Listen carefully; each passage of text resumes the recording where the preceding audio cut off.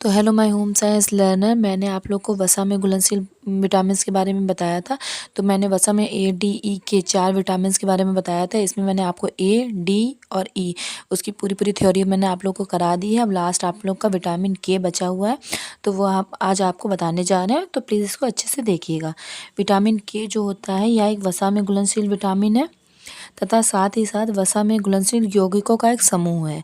तो यह अकेले नहीं होता है, यह विभिन्न प्रकार के यौगिकों से मिलकर बनता है, एक समूह का निर्माण करता है और उसी समूह से यह बनता है, जिसमें एक सामान्य संरचना होती है। इसी जो यौगिक आपस में मिलते हैं और एक समूह का निर्माण करते हैं, तो एक संरचना वैसी बन जाती है। तो उस जो संरचना होती है उसको नैप्था क्विनोन क्योर के नाम से जाना जाता है। कभी कभी ये नैप्था क्विनोन कोर ये क्या होता है इसको पूछ लेते हैं। तो ये क्या होता है, विटामिन के की एक सामान्य संरचना जो कि यौगिकों से मिलकर बनती है, उसको बोलते हैं नैप्था क्विनोन कोर। ठीक है। इस समूह में मुख्य रूप से दो प्राकृतिक रूप होते हैं। इस आधार पर विटामिन के दो प्रकार होते हैं। इसमें एक होता है विटामिन के 1, यानी इसको आप सरल भाषा में अगर समझना चाहेंगे तो इसको आप ये कह सकते हैं कि विटामिन के 2 प्रकार के होते हैं। तो जो विभिन्न प्रकार के यौगिकों से मिलकर बनते हैं, और जो इस यौगिकों की जो संरचना होती है उसको नैप्था क्विनोन कोर के नाम से जाना जाता है। नैप्था क्विनोन कोर बहुत बार एग्जाम में पूछा गया है, उसके नाम से जाना जाता है। इसे समूह के आधार पर, मतलब समूह के आधार पर ये कि कौन कौन से यौगिक जुड़े हुए हैं, तो इसके आधार पर इसको दो प्रकार से विभक्ति किया गया है, यानी विटामिन के को दो प्रकार से बांटा गया है। तो उसको समझते हैं। एक विटामिन को कहते हैं विटामिन के 1, दूसरे को कहते हैं विटामिन के 2। तो के 1 जो होता है, विटामिन के 1 को फाइलोक्विनोन के नाम से भी जाना जाता है। देखिए, जहाँ पे ये क्विनोन शब्द हो, ये क्विनोन शब्द ऐसा है जिसे आप आसानी से अंदाजा लगा सकते हैं कि ये विटामिन के बारे में बात कर रहा है। विटामिन के 1 को फाइलोक्विनोन के नाम से भी जाना जाता है। इसकी जो प्राप्ति होती है ये वनस्पति जगत यानी पेड़ पौधों के माध्यम से होती है। इसमें आपका आता है क्या, हरी पत्तेदार सब्जियां, जिसमें हो गया आपका साग, हो गया पालक, हो गया विभिन्न जो हरी सब्जियां होती हैं, उनसे जो है विटामिन के की प्राप्ति होती है। तो यानी विटामिन के 1 की प्राप्ति आपकी वनस्पति जगत से होती है। उसके बाद में देखते हैं विटामिन के 2। विटामिन के 2 को मैनाक्विनोन के नाम से जाना जाता है। तो ये नाम याद रखना बहुत ज़रूरी है। जब आप क्विनोन देखेंगे तो आप विटामिन के को तो समझ जाएंगे, लेकिन अगर के 1 पूछे तो उसको कहते हैं फाइलोक्विनोन, और विटामिन के 2 पूछे तो उसको बोलते हैं मैनाक्विनोन। तो विटामिन के 2 को मैनाक्विनोन के नाम से जाना जाता है। यह इसकी जो प्राप्ति होती है, यह किण्वित खाद्य पदार्थ, जो फर्मेंटेड भोज्य पदार्थ होते हैं उनके माध्यम से यह प्राप्त होता है। उसके साथ साथ जो पशु उत्पाद होते हैं, जितने में प्राणिज स्रोत होते हैं, जैसे हो गया आपका मांस, हो गया मछली, हो गया लीवर, हो गया अंडा, हो गया अंडे की जर्दी, हो गया, इससे आपका विटामिन के 2 यानी मैनाक्विनोन की प्राप्ति होती है। इसके अलावा आपका डेयरी उत्पाद जो हो गया, और उसके साथ साथ जो आंतों के बैक्टीरिया होते हैं, आंतों के बैक्टीरिया भी इस विटामिन का निर्माण करते हैं।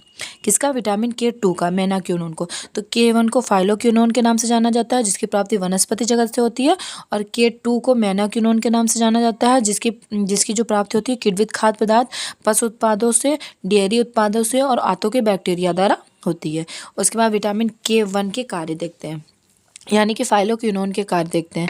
तो यह विटामिन के का मुख्य कार्य आप सभी को पता होगा। विटामिन के का मुख्य कार्य होता है रक्त का थक्का जमाना, यानी कि विटामिन के 1 का जो कार्य है वह क्या है, यह मुख्य रूप से रक्त का थक्का जमाने के में सहायक होता है। अब रक्त का थक्का जमाने का जो पूरा प्रोसेस होता है, उसको मैं जब रक्त वाला पार्ट स्टार्ट करूँगी कि रक्त कैसे बनता है, उसमें मैं बताऊँगी कि रक्त का थक्का कैसे बनता है। इसलिए इसमें बस विटामिन के कार्य है, इसलिए मैंने यहाँ पे रक्त के थक्के को बहुत डिटेल में नहीं बताया। ठीक है। तो यह विटामिन मुख्य रूप से रक्त का थक्का जमाने में सहायक होता है।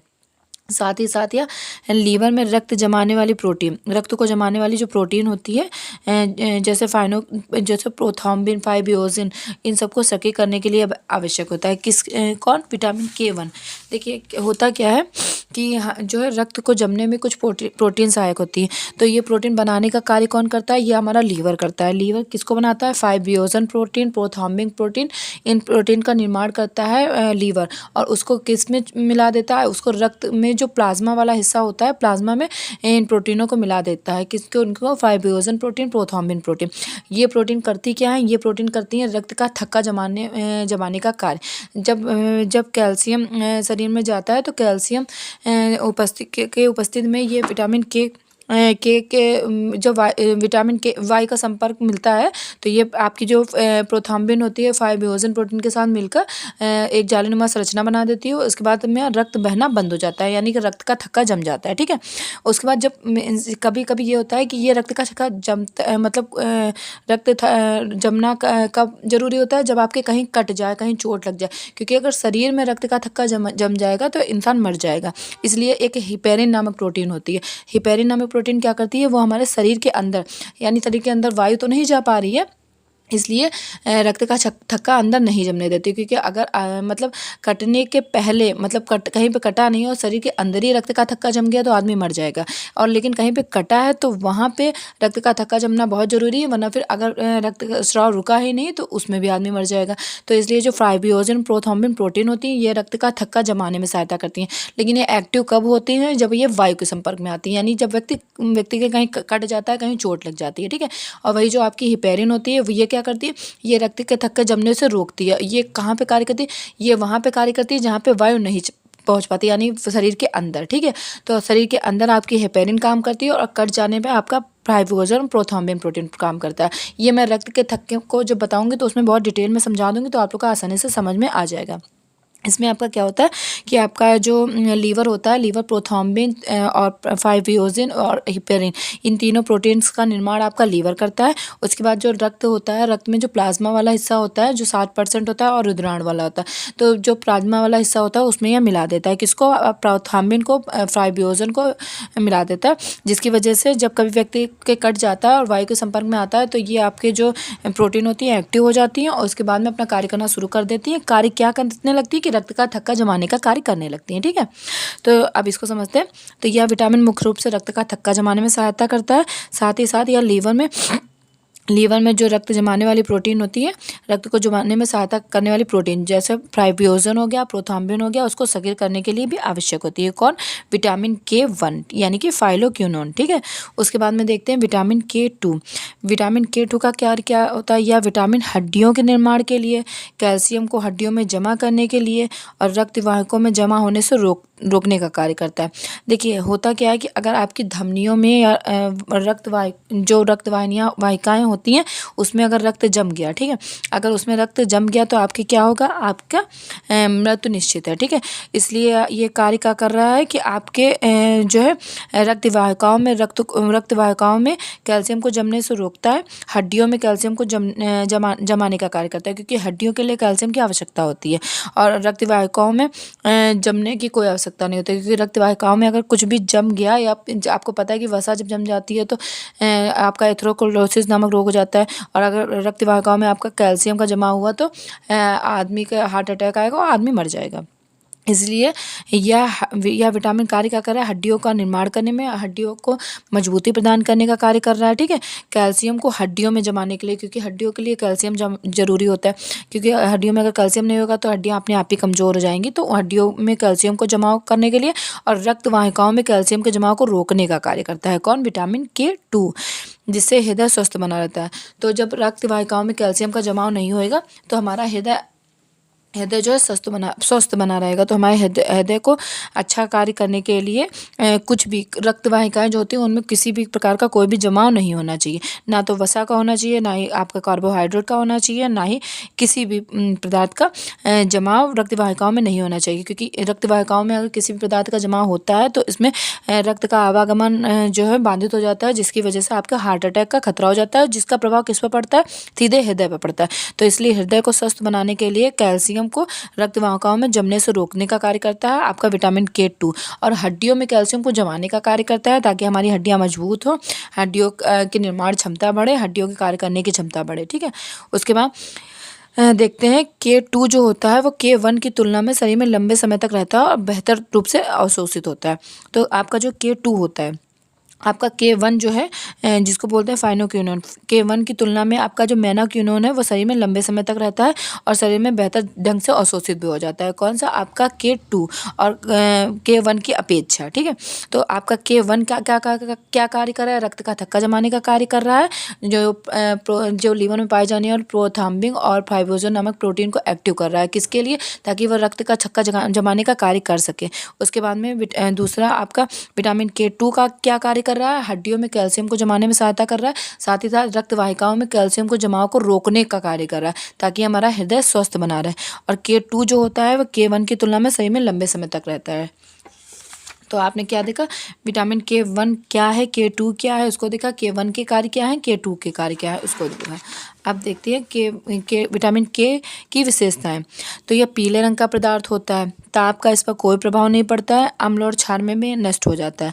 यह वसा में घुलनशील है, आपको ये तो पता ही होगा कि वसा में घुलनशील है। सूर्य की रोशनी में भी यह नष्ट हो जाता है। कभी कभी इस तरीके से पूछ लेते हैं कि किस विटामिन पर किस अम्ल का और कभी कभी ये चीज़ पूछ लेते हैं कि किस विटामिन पर किस अम्ल का, किस क्षार का और किस ताप का क्या प्रभाव पड़ता है। इसलिए ये वाले पॉइंट आप अच्छे से याद कर लीजिएगा। ये पीले रंग का पदार्थ होता है, ताप का प्रभाव इस पर नहीं पड़ता है, अम्ल और क्षार का भी कोई प्रभाव नहीं पड़ता है, वसा में घुलनशील होता है, सूर्य की रोशनी में भी नष्ट हो जाता है। उसके बाद रक्त का थक्का जमाने में विटामिन K की भूमिका। तो जो आपका विटामिन K होता है, विटामिन K रक्त का थक्का जमाने में सबसे महत्वपूर्ण है, क्योंकि यह लीवर में जो प्रोथ्रोम्बिन और फाइब्रोजन जैसी जरूरी प्रोटीन के उत्पादन में मदद करता है। चोट लगने पर यह प्रोटीन सक्रिय होकर रक्त का थक्का जमाने की प्रक्रिया शुरू कर देती है, जिससे खून बहना रुक जाता है। यदि K की कमी होती है तो हेमरेज, रक्त का न जमना, नाक ब्रेन हेमरेज हो जाता है, जिसमें क्या होता है नाक से आंतों में आपका यदि विटामिन K की कमी यहाँ से विटामिन K की कमी के बारे में बताया गया है। देखिए ये तो आपका हो गया रक्त का थक्का जमने में विटामिन K की भूमिका। तो वही जो मैंने अभी आगे बात बताई थी कि जब आपकी प्रोथ्रोम्बिन और फाइब्रोजन नामक प्रोटीन होती है, तो विटामिन K ही जो होता है इन प्रोटीन को एक्टिव करता है, सक्रिय करता है, जिसमें ये रक्त का थक्का जमाने में सहायता प्रदान करती हैं। जब विटामिन K की कमी होगी तो यहाँ पे कमी के विषय में लिखा है, तो शायद मैंने इसी में लिख दिया है, जल्दबाजी में आप अलग लिख दीजिएगा। तो विटामिन K की क्या भूमिका है ये बताया गया है यहाँ पे। और यहाँ पे विटामिन K की कमी से क्या होता है, तो इसमें क्या होता है हेमरेज हो जाता है। हेमरेज क्या होता है कि रक्त का न जमना, रक्त का न जमना। उसके अलावा नाकों से आंतों में घाव, नवजात शिशुओं में तो यह जानलेवा हो जाता है, क्योंकि इसमें क्या होता है हेमरेज के विषय में बताया गया है कि नवजात शिशुओं में यह जानलेवा हो जाता है, उनके मस्तिष्क में या किसी भी आंतरिक अंग में रक्त का स्राव होने लगता है, जिससे उस बच्चे की मृत्यु भी हो सकती है। उसके साथ साथ बहुत सी स्थितियों में ऐसा होता है कि जब रक्त नहीं जमता है तो नाक कभी कभी ऐसा होता है नाक से रक्त आने लगना, आंतों से रक्त आने लगना, घावों से रक्त आने लगता। तो इसमें जब विटामिन K की कमी होगी तो रक्त का थक्का नहीं जमेगा, जिसकी वजह से शरीर से लगातार रक्तस्राव होएगा, जिसकी वजह से व्यक्ति मृत्यु निश्चित है। और नवजात बच्चों में तो यह बहुत अधिक जानलेवा हो जाता है। इसमें क्या होता है बच्चों के मस्तिष्क में, बच्चों की आंतों में, बच्चों के आंतरिक अंगों में, जो कि इस तरीके से होता है कि माता पिता को दिखाई भी नहीं देता है, क्योंकि वो सामने तो हो नहीं रहा, क्योंकि अधिक मस्तिष्क में रक्तस्राव हो या फिर आपकी आंतों में रक्तस्राव हो या फिर किसी भी आंतरिक अंग में हो, तो वो दिखाई नहीं दे रहा, क्योंकि वो नवजात शिशु है। तो नवजात शिशुओं के लिए यह स्थिति काफ़ी जानलेवा हो जाती है। इसके लिए एक आपका इंजेक्शन लगाया जाता है, जिससे बच्चों को विटामिन K की प्राप्ति हो जाती है। ठीक है, तो विटामिन K की कमी से संबंधित ये यहाँ की जानकारी थी। बड़ों में भी इसमें जब विटामिन K की कमी होगी तो रक्त का स्राव लगातार होगा, वो नाक से भी हो सकता है, आंतों से भी हो सकता है, घाव से भी हो सकता है, जिससे व्यक्ति में बहुत अधिक रक्त की मात्रा निकल जाएगी, जिससे व्यक्ति की मृत्यु भी हो सकती है। उसके अतिरिक्त नवजात बच्चों में क्या हो जाता है, नवजात बच्चों में आंतों में, मस्तिष्क में लगातार रक्तस्राव होता रहता है, जो माता पिता को ऊपरी तौर पर दिखाई भी नहीं देता, क्योंकि वो सामने रक्त तो बह नहीं रहा कि माता पिता